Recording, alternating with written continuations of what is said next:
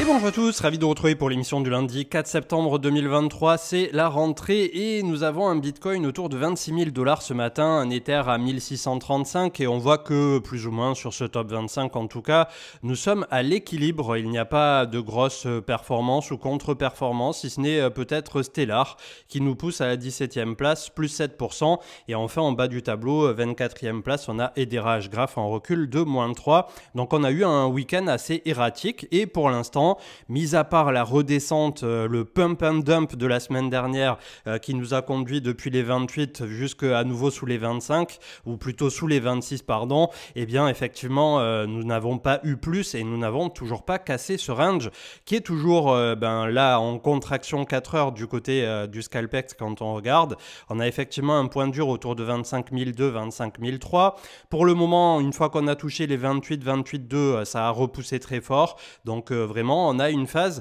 de contraction de prix toujours dans lequel au niveau du momentum, malgré tout les vendeurs sont en contrôle, mais on a la main invisible qui lévite autour de 25,2. Donc effectivement, comme vous l'aurez compris, si les 25 200 venaient à être perdus, ça accélérerait très fort dans un premier temps en direction des 23 000, puis potentiellement du fameux méga support des 20 000 qui, je l'espère, au cours de cette année 2023 ne sera pas reperdu, sinon là ça risquerait sacrément de se compliquer. On a les open interest qui sont légèrement remontés au moment où ça a long et déclenché un short squeeze, mais pas plus de ce côté-là, pas d'exploitation suivie en tout cas derrière. Le Crypto Fear and Greed à 40, neutralité, mais qui s'approche de la peur, tandis que les ordres de marché ce matin sont plutôt équilibrés du côté de BitMEX entre acheteurs et vendeurs. La map de liquidité de Decentrader, donc on est plus très loin du plot de 25,2, 25,3, tandis qu'au nord on est plutôt autour de 28,7, 28,8 et comme vous le savez à 32 000 jusqu'à 35 000 ensuite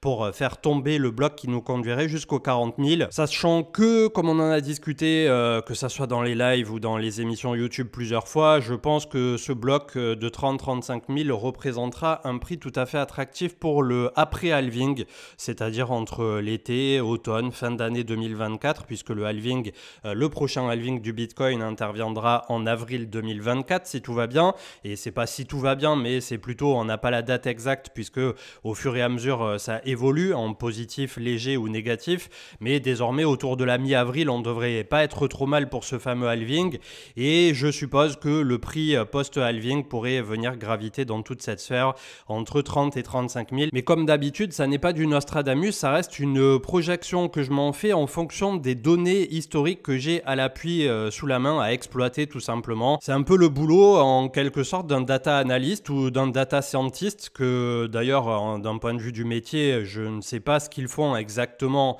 N'hésitez pas à me dire, je pense que dans la communauté on doit en avoir plusieurs puisqu'on a aussi beaucoup de développeurs et tout ça, donc n'hésitez pas à me laisser en commentaire aujourd'hui en quoi consiste votre job si vous êtes data scientist, si on le dit à la anglaise je suppose, et ça nous permettra de comprendre un peu mieux la profondeur de votre métier, c'est toujours intéressant. Je remercie NordVPN qui nous accompagne comme d'habitude depuis à présent presque 2 ans je pense, donc c'est une mention sponsorisée, hashtag publicité et tout ce qui va bien pour la loi influenceur, et nous avons effectivement cette offre exclusive autour de YouTube qui vous permet à la fois de créer pour votre activité crypto mais pas que, votre activité familiale aussi, un pont sécurisé pour votre navigation et d'avoir une adresse IP qui n'est pas l'adresse IP de votre fournisseur d'accès, donc au niveau de la vie privée on n'est pas trop mal. Vous avez la possibilité de vous connecter à 5700 serveurs dans 80-90 pays différents et notamment aux États-Unis où régulièrement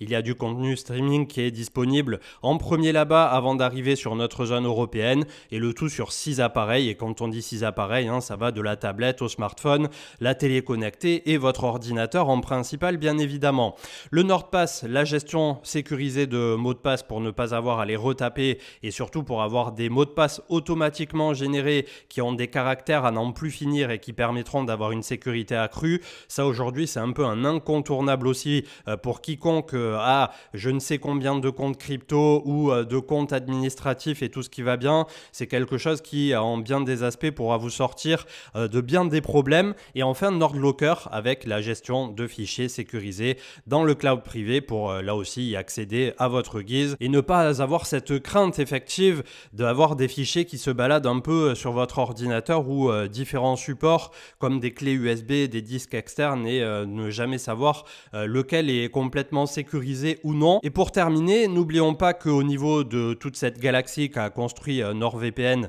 pour vous permettre tout simplement d'avoir une navigation et une sécurisation au quotidien de votre activité sur votre smartphone ou votre ordinateur, vous avez la possibilité de suivre en temps réel tout ce que vous faites sur votre navigateur, le téléchargement de fichiers, les liens que vous consultez, les sites, et ça vous dit sans arrêt si vous consultez quelque chose de dangereux, un anti-phishing qui est assez poussé et la surveillance de vos adresses email sur le darknet pour voir si ça a fuité, ce qui, le cas échéant aussi, via le gestionnaire de mots de passe, peut vous permettre d'être extrêmement réactif. Donc vraiment, c'est quelque chose qui, à ce jour, que vous passiez par NordVPN ou que vous choisissiez une autre solution, il faut absolument se protéger quand on a comme ça une activité, et d'autant plus dans la crypto, assez poussée au travers de son ordinateur et sur Internet. L'offre proposée, désormais, je pense que vous la connaissez, le gros rabais autour de l'abonnement des 2 ans, vous pouvez payer en crypto, c'est satisfait ou remboursé pendant 30 jours et vous avez 4 mois offerts sur l'offre des 2 ans en fonction de ce à quoi vous souscrivez. Donc, vous pouvez monter jusqu'à quasi 70% d'économie sur l'offre premium et ça commence à 3 € par mois et ça finit à 5 € par mois pour la plus grosse offre qui comprend absolument tout ce dont on vient de parler. Vous avez le lien en commentaire et description. Comme d'habitude, ça nous soutient dans ces périodes qui sont assez complexes pour nous de bear market à traverser en tant que média crypto. Et on vous remercie encore de votre implication, que ça soit pour les sponsors comme ça ou bien pour votre implication au quotidien, notamment le petit pouce, le petit commentaire qui va bien sur YouTube et qui nous permet d'exister, de subsister dans l'océan d'autres contenus qui au quotidien inondent la toile. Un petit flashback, donc c'était la thèse, l'hypothèse, je ne sais pas comment la qualifier, que j'avais publiée sur Twitter et sur YouTube, puisqu'elle est en épinglée du côté de la chaîne YouTube, c'est Crypto, Bitcoin, Altcoin, la grande thèse pour 2023 à 2025. Et comme d'hab, on se fait un peu chahuter au moment où on publie ce genre de forecast sur Twitter en mode ah ça y est, Nostradamus a retrouvé sa boule de cristal ou que sais-je. Et bien là, au travers de 3, 4, 5 posts, j'ai regardé un peu ce qui avait été dit en début d'année et finalement ça a clairement collé à ce qui s'est passé au marché. Mais en plus, pour une fois, le fait de me faire cette projection un peu à l'avance, ça m'a permis et de jouer le marché crypto au premier trimestre 2023 et de jouer le SP500 à cheval sur le dernier trimestre, l'automne 2022, jusqu'à pas très longtemps récemment. Et petit à petit, j'ai pris des profits sur pas mal de positions. De même que quand les bitcoins que j'avais rentrés, je sais plus quand, quelques mois en arrière, et notamment au moment où il y avait eu le crash de USDC, le DPEG, ça m'a permis de prendre des plus-values assez importantes sur des positions qu'il était tout autant et petit à petit de grappiller jusqu'à pas être très loin à des moments de mon ATH wallet crypto en plein bear market. Donc ceux qui disent oui, les influenceurs, les créateurs de contenu, machin, leur communauté, les tokens, machin bidule, là clairement ça fait plus d'1 an, si c'est pas 2 désormais, qu'on est rentré en bear market et qu'il n'y a absolument plus rien à se mettre sous la dent en termes d'investissement et en termes presque de, on va dire, même pour ceux qui font un peu plus de trading actif. Donc ceux qui arrivent à tirer leur épingle du jeu maintenant en bear market, vous inquiétez pas que vous allez avoir une autoroute au cours du bull run. Et voilà, c'était juste pour faire la petite rétrospective autour de ça, c'est pas pour se jeter des fleurs, mais c'est vrai que bon, en termes de forecast, c'est la première fois entre guillemets que je faisais ça, puisque de temps en temps, une fois par an ou quoi, on fait un top altcoin pour l'année suivante, etc. Mais là, c'était un forecast global qui prévoyait à la fois le macro, le roulement du CAC 40 et du luxe vers le SP500, etc. Et ça s'est pas trop mal déroulé. Donc je suis plutôt pas mécontent, voilà, de ce qu'on a proposé depuis l'automne 2022, où on ne s'est guère trompé sur la continuité de ce que pouvait être ce cycle. Et ce cycle qui finalement est un peu au point mort, et on en est toujours au bon endroit au bon moment, pour un marché crypto qui est en lévitation ce lundi 4 septembre 2023. J'enregistre autour de 8 heures. Je ne sais pas ce qu'il va advenir de ce mois de septembre. Tout ce que je sais, je vais y venir dans un instant avec le petit tableau qui va bien à l'appui, c'est que historiquement, depuis plus de 10 ans que le Bitcoin existe, septembre a été un mois qui a été assez désastreux. Donc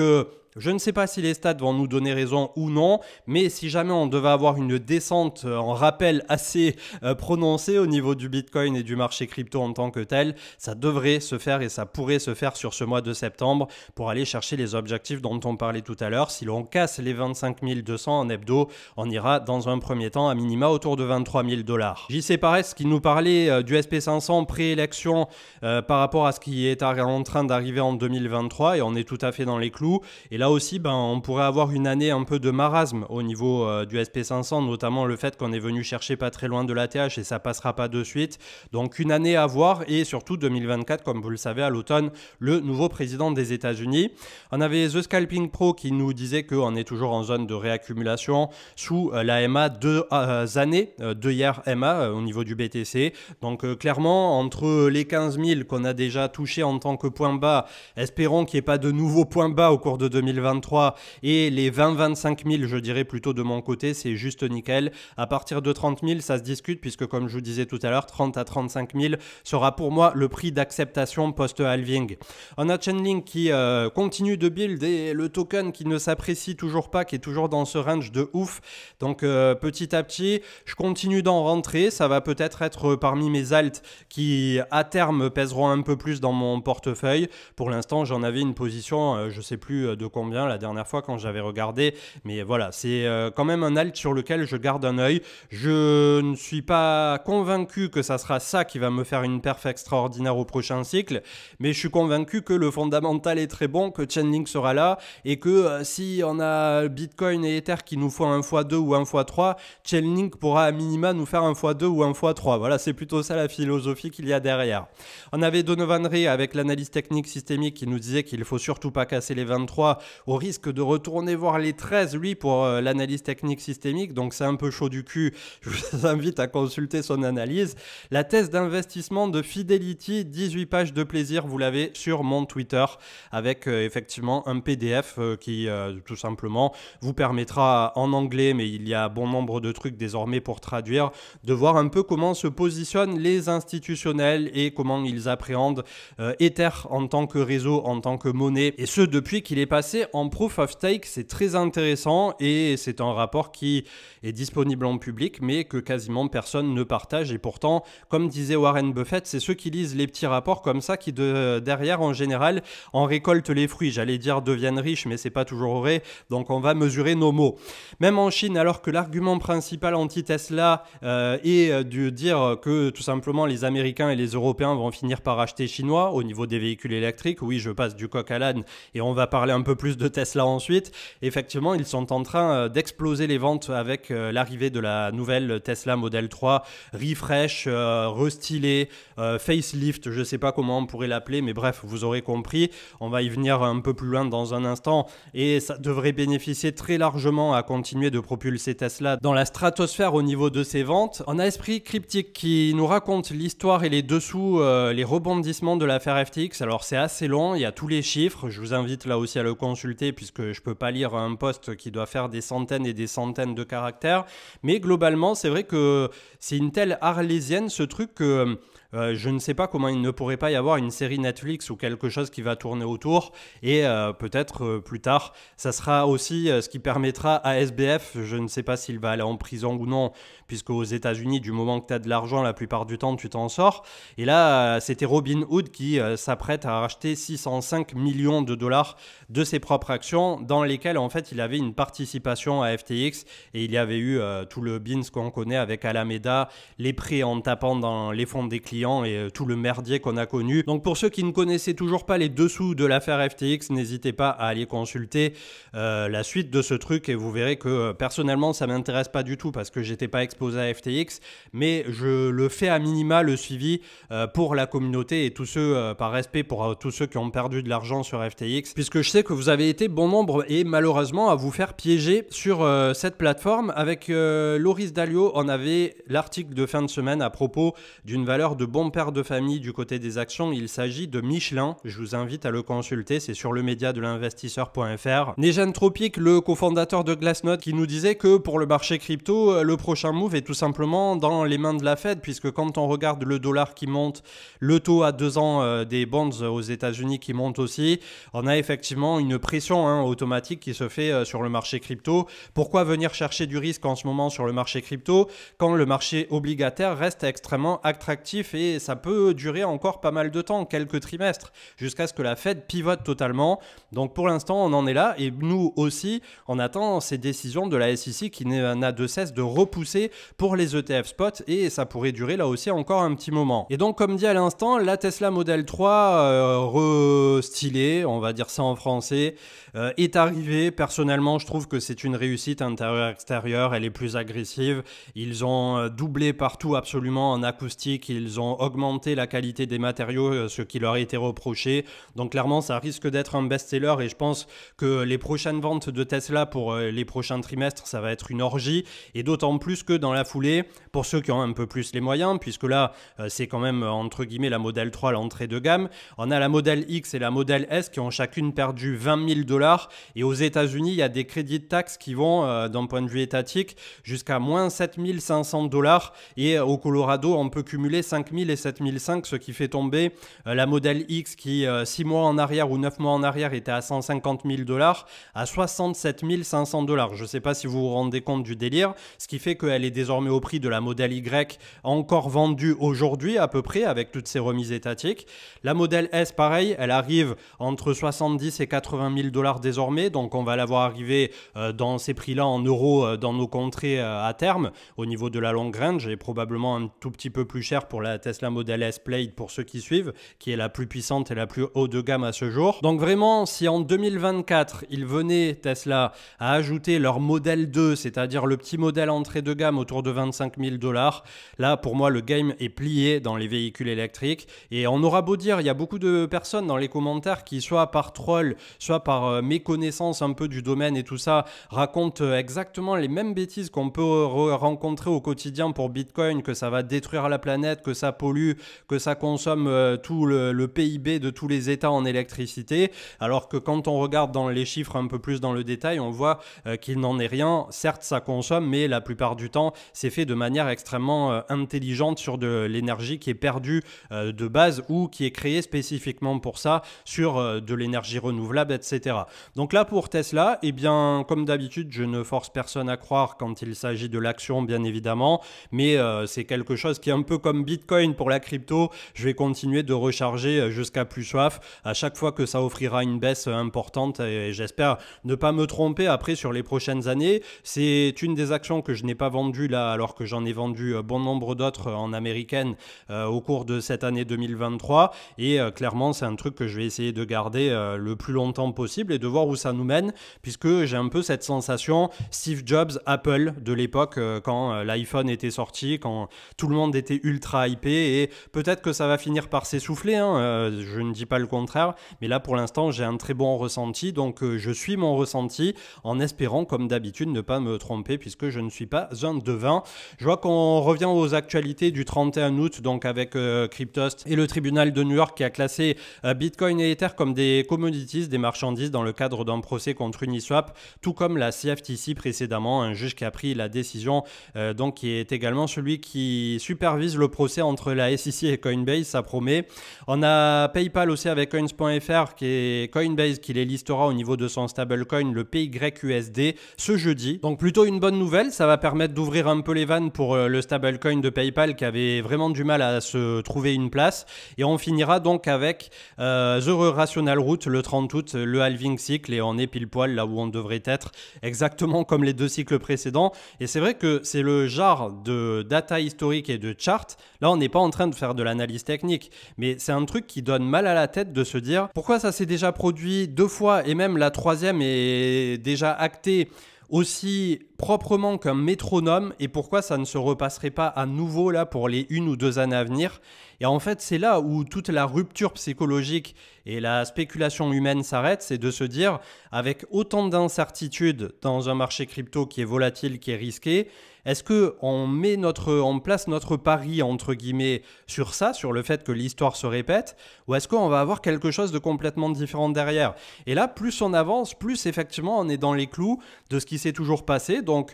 personnellement, je continue de jouer la statistique et l'historique, mais c'est vrai que l'historique et la statistique, jusqu'où ça peut aller avant qu'un jour on se prenne un retour de manivelle où il ne se passera pas la même chose, eh bien, c'est peut-être ce fameux dernier halving qui aura encore un impact suffisamment important pour déclencher une phase haussière derrière. Et lorsqu'on sera de nouveau à des milliers de milliards de capitalisation, peut-être qu'après, pour les années qui viendront, on aura quelque chose d'un peu moins extraordinaire tel qu'on l'a connu depuis plus de 10 ans au niveau du marché crypto. 1027 milliards ce matin, ça fait 3 semaines que ça absorbe dès lors qu'on vient autour de 1000 milliards. Ça, c'est plutôt positif. On a été arrêté net par le backtest de la moyenne mobile 200 et de la moyenne mobile 20 autour de 1100 milliards. Et on a le break à faire plus tard autour de 1250, 1255 pour le crypto total, incluant absolument tout le marché crypto. 520 milliards pour le marché des altcoins ce matin. Ça absorbe pas mal quand on vient chercher le support ici des 500 milliards. Donc des comptes ronds, des comptes peut-être psychologiques aussi, avec 1000 milliards et 500 milliards. Un nœud Ether 32, Ether validateur vaut 52 422 aujourd'hui. Et pareil, on a une belle zone de support autour de la moyenne mobile 200 et 50 qui sont collés autour de 51 600 $. Ça absorbe sous les 51 000. Bitcoin qui est entre deux eaux puisqu'on a la moyenne mobile 50 hebdo autour de 24 000. On a la moyenne mobile 200, on est sous celle-ci à 27 500. La moyenne mobile 20 à 28 000. La moyenne mobile 100 à 30 700. Mais surtout, on est en train de backtester par deux fois le premier arrêt, entre guillemets, comme on l'appelle, c'est le 0,382 de Fibo autour de 25,6. Et là, on est venu mécher plusieurs fois et on voit à quel point c'est en train de tenir, en tout cas pour l'instant. Donc c'est vraiment la rampe qui nous sépare d'une accélération baissière et j'espère vivement qu'on ne le perdra pas puisque sinon, on a le 0,5 de Fibo effectivement qui est plutôt autour de 23,7, le 0,618 qui est à 21 800 à peu près et ensuite on a des targets beaucoup plus basses, 0,786 qui est à 19 000, c'est-à-dire autour de l'ex-ATH de 2017. Donc,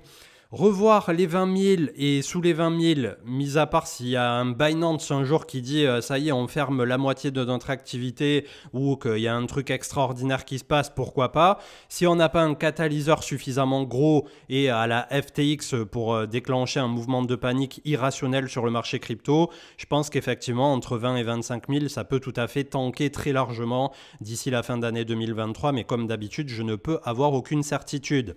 Le SP500 qui est à 4515 points, qui nous avait fait une remontada, notamment la semaine dernière où on l'a bien vu du côté des actions américaines, mais pour l'instant on a un peu une perte de momentum aussi. Le MACD, on le voit, s'est mis à plat autour d'une zone relativement haute. Le RSI qui est venu chercher quasiment sa trend. Donc on a désormais, si on venait à perdre la zone ici qu'on avait quasiment touché des 4335 points, la moyenne mobile 100 qui est autour de 4200 et le gros support juste en dessous. Donc un SP500 qui de toute évidence n'est pas bear du tout pour l'instant, mais qui risque d'entamer, un peu comme le chart qu'on a vu tout à l'heure sur Twitter, une période où, durant l'année qui nous sépare jusqu'à la prochaine élection présidentielle des États-Unis, ça risque un peu de faire le ping-pong, le yo-yo et de ne pas avoir une grosse prise de décision ou de direction. Et on verra comment ça se passera donc ensuite. Le gold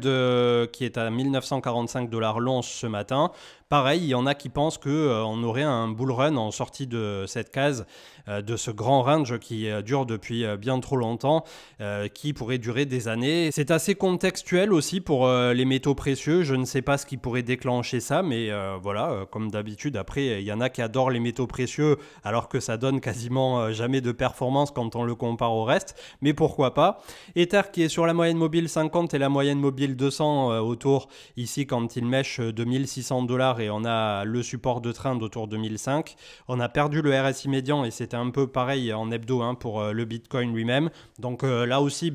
on a un Ether qui pour l'instant se montre assez décevant sur le papier, mais qui d'un point de vue fondamental n'a jamais été aussi fort. En tout cas, c'est ce qu'il en ressort quand on regarde tous les projets qui continuent de se construire dessus et quand on sort de conférences telles que le THCC. Voilà, on est gonflé à bloc quant au devenir de la blockchain Ethereum et je pense qu'il n'a quasiment quasiment plus rien à prouver, si ce n'est de continuer la roadmap telle qu'il se l'est fixée. Le dollar américain qui hésite autour de 104+, avec la moyenne mobile 50 hebdo, on a la moyenne mobile 20 et 100 désormais en tant que support autour de 102,7. Donc là aussi, petite hésitation sur la médiane, on va voir comment ça va se passer. Je vois tout et n'importe quoi passer au niveau des charts pour le dollar, qu'on va finir à la cave à 90, qu'on va rebondir à 115 de nouveau. Donc là, pour l'instant, c'est assez inexploitable et comme d'habitude, tout va dépendre de ce fameux pivot de la Fed aux États-Unis une fois qu'ils auront fini complètement de contenir leur propre inflation. Et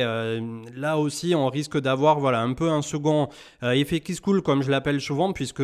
j'aime bien me fier toujours pareil aux data historiques et c'est à partir du pivot de la Fed où on a quelques mois, 2 trimestres en général à 3 trimestres, 6 à 9 mois où le SP500 perd un peu la boule et où ça part complètement au sud. Donc est-ce que cette fois-ci ça sera pareil ou est-ce que cette fois-ci est différente? Je crois qu'on était sur un 13 ou sur 14 ou un 14 sur 15 itérations négatives après le pivot de la Fed quand il y a eu des gros cracks de marché, donc je vous laisse seul juge. On finira avec la Bitcoin dominance, 49,28. Peu importe les mouvements récents du Bitcoin, ça n'a pas énormément bougé. Ça fait 3 semaines qu'on est collé autour de 49. Donc là aussi, pour l'instant, on a un marché crypto qui se laisse complètement porter et qui, comme je disais ce matin sur le GM Twitter, est tout simplement en lévitation. Mais jusqu'à quand? Il faudra bien un moment où on prend une décision et où on a une direction. Je vous souhaite une excellente journée. Normalement, on se retrouve ce soir autour de 21h avec Marc et Manu, mais c'était pas encore sûr.